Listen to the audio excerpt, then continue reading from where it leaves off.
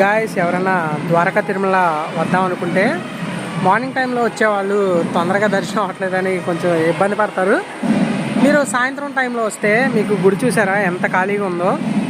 మీకు ఎటు చూసినా జనాలు ఖాళీగా ఉంది. జనరల్గా ఈ సాటర్డే ఈ రోజు అయితే మార్నింగ్ టైంలో దర్శనం అవ్వాలంటే పొద్దున్న వెళ్తే మధ్యాహ్నానికి అవుతుంది, అంత లేట్ అవుతుంది అనమాట. ఇప్పుడైతే దర్శనం టైమింగ్ అయితే మార్చారు. ఈవినింగ్ 7 o'clock నుంచి 9 o'clock అని చెప్తారనమాట. ప్రజెంట్ మేము వచ్చి దర్శనం కోసం వెయిట్ చేస్తున్నాం, వెళ్ళాలి.